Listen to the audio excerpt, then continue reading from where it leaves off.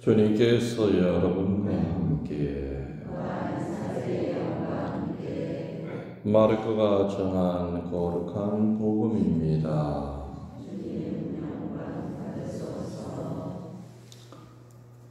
그 무렵 많은 군중이 모여 있었는데 먹을 것이 없었다. 예수님께서 제자들을 가까이 불러 말씀하셨다. 저 군중이 가엾구나. 벌써 사흘 동안이나 내 곁에 머물렀는데 먹을 것이 없으니 말이다. 내가 저들을 굶겨서 집으로 돌려보내면 길에서 쓰러질 것이다. 더구나 저들 가운데는 먼 데서 온 사람들도 있다. 그러자 제자들이 이 광야에서 누가 어디서 빵을 구해 저 사람들을 배불릴 수 있겠습니까? 하고 대답하였다. 예수님께서 너희에게 빵이 몇 개나 있느냐고 물으시자 그들이 7개 있습니다 하고 대답하였다. 예수님께서는 군중에게 땅에 앉으라 분부하셨다. 그리고 빵 7개를 손에 들고 감사를 드리신 다음 떼어서 제자들에게 주시며 나누어 주라고 하시니 그들이 군중에게 나누어 주었다. 또 제자들이 작은 물고기 몇 마리를 가지고 있었는데 예수님께서는 그것도 축복하신 다음에 나누어 주라고 이르셨다. 사람들은 배불리 먹었다. 그리고 남은 조각을 모았더니 7바구니나 되었다. 사람들은 4,000명가량이었다. 예수님께서는 그들을 돌려보내시고 나서 곧바로 제자들과 함께 배에 올라 달마누타 지방으로 가셨다. 주님의 말씀입니다.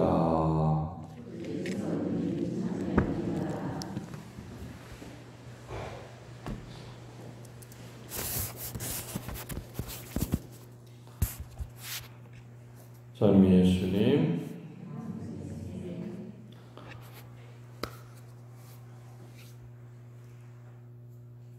주님들 잘 계셨어요? 제이실에서 지금 예수님한테 뭐라고 그랬느냐면은 짝수달이 참 부담스럽다. 서운동에 오기 전까지는 짝수다리든 홀수다리든 아무 문제가 없었는데 서운동에 와서는 짝수다리 왜 이렇게 부담스러운지 모른다. 수녀 미사 때문에 그렇죠. 시간 늦으면 안 되잖아요. 그러니까는 참 비몽사몽 그런 상태에서 오기 때문에 거의 지금 이렇게 수녀 미사할 때는 거의 탈원 상태에 가깝습니다. 정신이 하나도 없이 하여튼 시간 맞춰 부지런히 오느라고 그러면서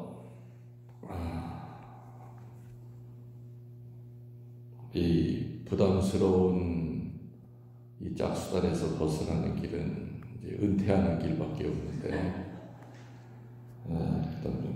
매달 가까워지고 있다. 그런 얘기를 했습니다. 교우들이 성경을 읽을 때 오병이어의 기적은 이렇게 기억들을 하시는 것 같아요.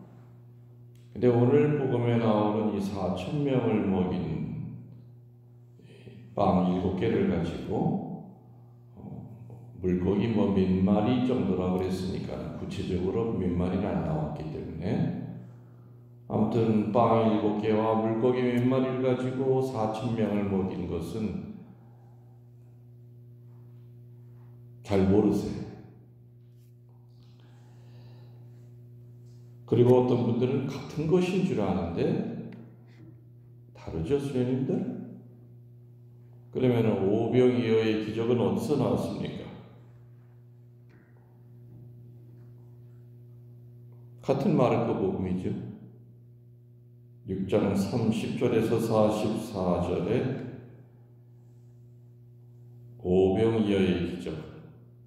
벳사이다 지방에서 5,000명을 배불리 먹이고 12광줄이나 거두셨던 그 기적이 4,000명을 배불리 먹이신 기적 전에 있었던 기적이죠. 그래서 이 4,000명을 배불리 먹이신 기적의 때는 언제냐면은 지금 얘기 드린 대로 벳사이다 지방에서 5,000명을 배불리 먹이시고 12광주리를 거두신 기적을 행하신 그 뒤에 다시 베풀어진 기적이 바로 4,000명을 먹이신 기적입니다. 그러면 이 4,000명을 배불리 먹이신 이 기적의 장소는 어디였느냐? 갈릴리 바다 건너편에 데카폴리스라고 불리는 곳에서 행하셨던 기적이죠. 근데 4,000명이 모였다. 그 4,000명의 대부분은 오늘 복음에는 장정만 4,000명이라고 했습니까? 아니면 그냥 4,000명이라고 했습니까? 그렇죠?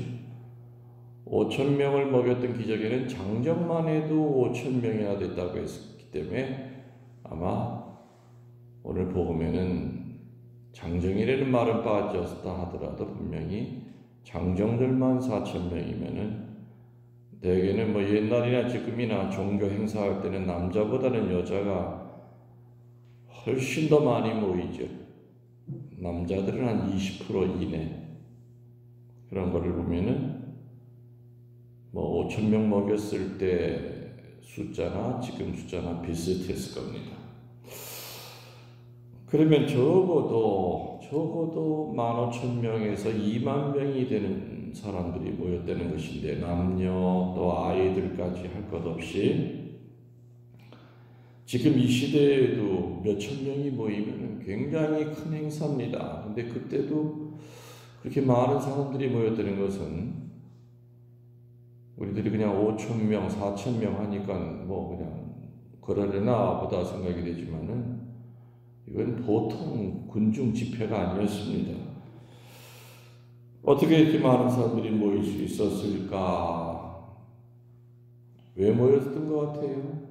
여러분들 왜 모였던 것 같아요? 예수님들이 왜 4,000명이나 모이고 왜 5,000명이나 모였던 것 같습니까? 예수님의 뭐 때문에 모인 거예요? 예수님이 뭐 돈을 나눠주신 것도 아니고 그렇다고 해가지고서는 빵 얻어 먹으려고 온 것도 아니고 한마디로 예수님의 명성 때문에 모였죠. 그 명성의 내용은 뭡니까? 치유와 구마예요. 이 많은 사람들이 모였던 것은 어찌 보면은 지극히 현세적이고 기복적인 겁니다. 저 양반 쫓아다니다 보면은 병이 날 수 있다고 하는 믿음이죠. 저 양반이 메시아이건 그렇게 복잡한 건 모릅니다. 메시아이든 아니든 상관없습니다. 아무튼 저 사람만 쫓아다니다 보면은 저 사람이 손만 대면은 불치병 환자가 병이 낫고 마귀가 떨어져 나간단 말이에요. 바로 이러한 명성입니다. 그 명성 때문에 4,000명, 장정만 해도 4,000명이 모이고 합치면은 15,000명 이상이 되는 사람이 모였던 그 힘은 뭐 무슨 물건을 나눠주기 때문에 모인 것이 아니었죠. 예수님의 명성입니다. 바로 이 데카폴리스에서 귀먹은 밤봉오리를 고쳐주신 동네가 이곳이었습니다. 그리고 또 이곳은 게이사라 지방의 무덤에 살았던 더러운 악령 들린 사람을 고쳐주셨던 장소가 바로 그 사건이 일어났던 데가 바로 이곳이었습니다. 기억하시나 모르겠지만은 악령으로부터 치유된 사람이 치유되고 난 다음에 주님을 따라가겠다고 하니까 예수님께서 허락치를 않으십니다. 그리고 다만 뭘 허락하십니까? 받은 은혜를 전하라고 하십니다. 성서에 보면은 예수님이 치유라든지 구마를 하시고 난 다음에 항상 하셨던 말이 함구령인데 입 다물어라. 근데 유독 이 게이사라 지방에 더러운 악령 들린 사람을 고쳐주고 난 다음에는 제자가 되겠습니다 하니까는 뭔 소리야. 너는 지금 제자 될 입장이 아니고 오히려 함구령을 내리시지 않고 받은 은혜를 전하라고 합니다. 그래서 그 사람은 순식간에 그 받은 은혜를 전합니다. 받은 은혜를 전할 때에는 쉽게 퍼지고 많은 사람들이 그 은혜를 듣고 모입니다. 아무튼 여러 사람을 치유시켜 주셨고 많은 사람을 구마시켰던 것이죠. 그게 바로 예수님이 사람을 불러 모으는 힘이었습니다. 그래서 지금도 어느 기도회에 가서 병이 많이 난다 하면 사람들이 모입니다. 사이비 집단들은 주로 성서 말씀을 그럴듯하게 그리고 또 치유라든지 이런 것들을 자기네 식에 맞게끔 이용을 하면서 사람을 끌어모으고 돈을 모읍니다. 아무튼 4,000명이 모일 수 있었던 그 힘은 예수님의 치유와 구마라고 했습니다. 근데 아무튼 이렇게 4,000명이 모였는데 예수님은 때가 되니까 이제 걱정이 되신 거죠. 왜냐하면 이미 한 번 오병이어의 기적을 통해서 똑같은 상황이 연출이 된 겁니다. 똑같은 상황이 재현이 된 겁니다.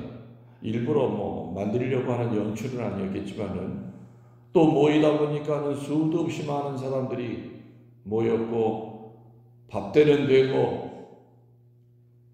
지금처럼 그런 걸 준비할 수 있는 그런 시절이 아니었을 겁니다. 그래서 예수님은 역시 영적인 구원만이 아니라 살기 위한 육신의 음식까지도 염려하시는 그러한 구세주로 오늘 예수님이 나옵니다. 그렇지만 예수님은 다른 사람의 도움 없이도 돌멩이 가지고도 빵을 만들 수 있는 능력자이셨죠. 바닷물을 가지고도 샘물을 만들 수 있는 능력자이셨지만서도 예수님은 일방적으로 혼자 하지 않으시고 제자들과 상의하시고 제자들의 희생과 노력을 요구하시는 모습이 나옵니다. 어떻게 했으면 좋겠니?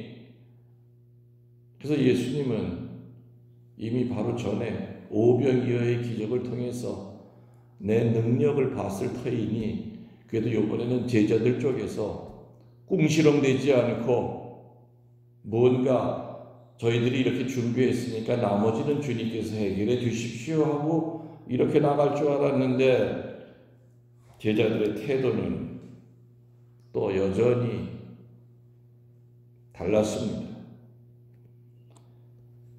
여기는 아주 외딴 곳인데 이 많은 사람들을 배불리 먹일 만한 빵을 어디서 구해오겠습니까?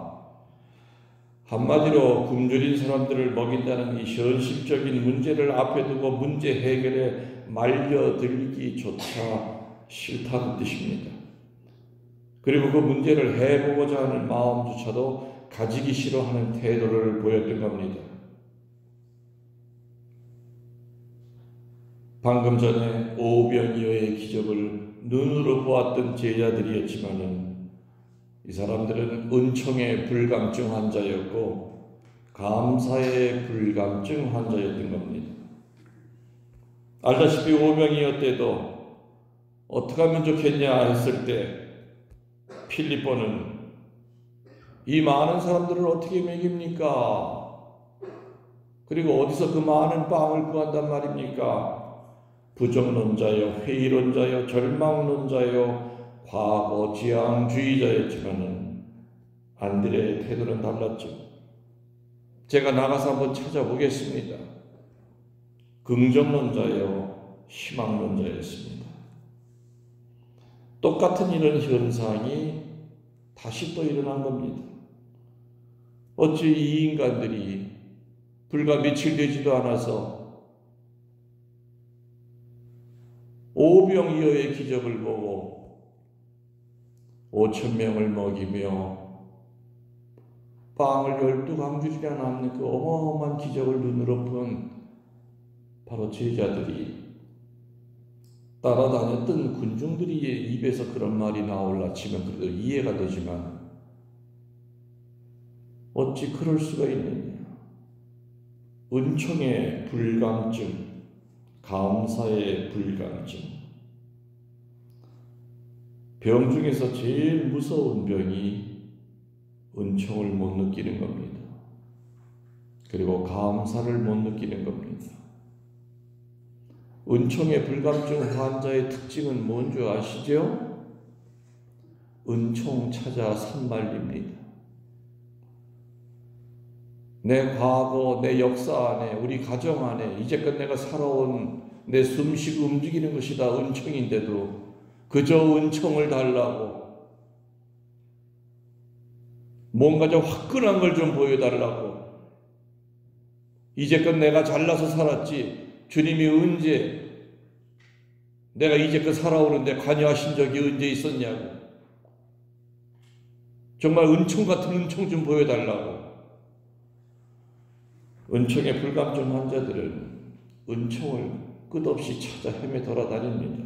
그러나 은총은 찾아 헤매 돌아다니는 것이 아니라 이미 와 있는 은총을 겸손하게 발견하고 고백하고 인정하고 감사하고 마지막에는 봉헌까지 이르는 것이 바로 은총을 받은 사람의 자세라고 했습니다. 예수님은 속에서 부글부글 끓어오르셨지만은 마음을 진정하시면서 제자들에게 묻습니다. 빵이 몇 개나 있느냐 하고 묻습니다. 이때 제자들이 아마도 오병이어의 기적 때 남았던 그 12강주리에 남았던 그 빵 중에서 제자들을 먹으려고 주머니에 하나씩을 아마 넣고 왔을 겁니다. 그래서 제자들이 가지고 있는 빵을 모았더니 7개가 됐던 겁니다. 7개가 있습니다. 오병이어 때는 어린아이의 것을 이용하셨지만 이번에는 제자들의 빵을 이용하십니다. 자, 과연 오늘 복음에서 우리들이 깨닫고 묵상해야 될 것이 무엇이겠는가? 우리들에게 무엇을 일깨워주고 있는가? 내 주변에는 나의 도움을 필요로 하는 사람들이 있습니다. 우리들은 이제껏 살면서 이들을 어떻게 대했는가? 예수님, 그 사람 돕는다는 것은 내 처지로서는 도저히 불가능합니다 라고 이렇게 부정론자처럼 하느님의 은총을 한 번도 체험해보지 못했던 사람처럼 내 입에서 감사합니다라는 그 말을 한 번도 한 적이 없었던 사람들처럼 내 도움을 필요로 하는 사람들이 내 주변에 있을 때 저는 저 사람 도와줄 능력이 없습니다 라고 외면하고 살았던 적은 없던가? 아니면 제 전부를 꺼내보니까 빵 7개 그리고 물고기 몇 마리뿐입니다. 그리고 이제는 주님의 능력대로 이거 가지고 쓰시고자 봉헌하오니 받아주십시오 라고 살았던가.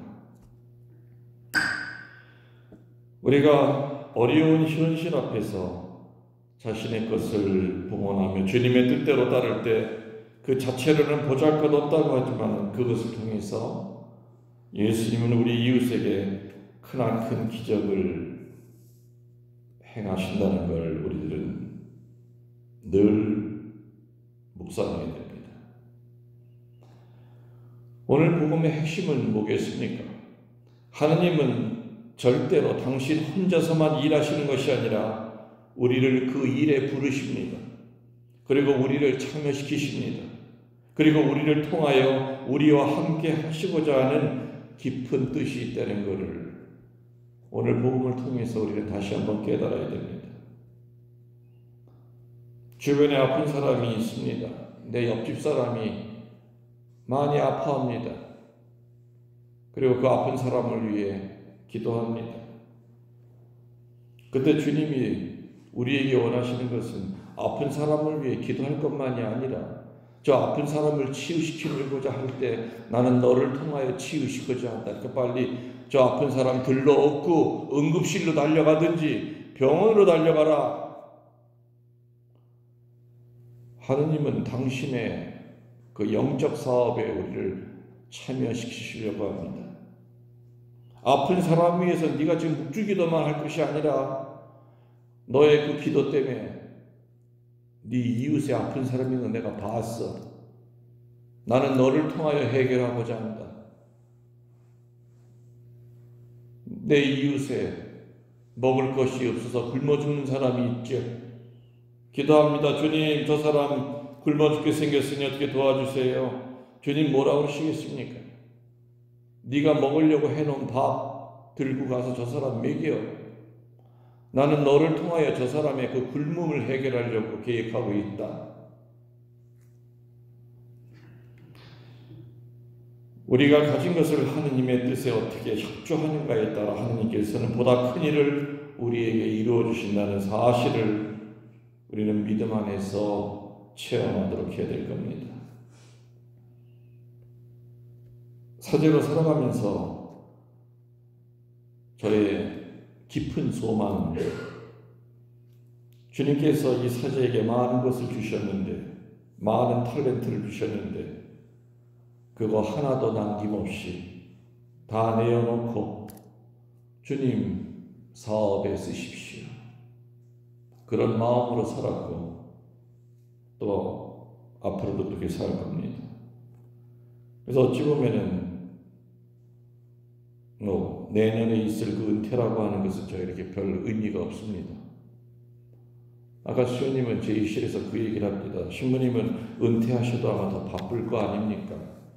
그럴 수도 있습니다. 조금 더 이제는 제도권에서 벗어나서 좀 편안하게 주님 주신 그 탤런트를 마지막까지 쓸 수 있는 그런 시간이 되실 수도 있습니다. 중요한 것은 사제로 살든 수도사로 살든 평신도로 살든 간에 주님은 우리 없이는 우리 각자의 도움과 참여와 우리의 봉헌 없이는 절대로 당신의 사업을 하시지 않는다는 것을 깊이 명심하도록 합시다. 아멘.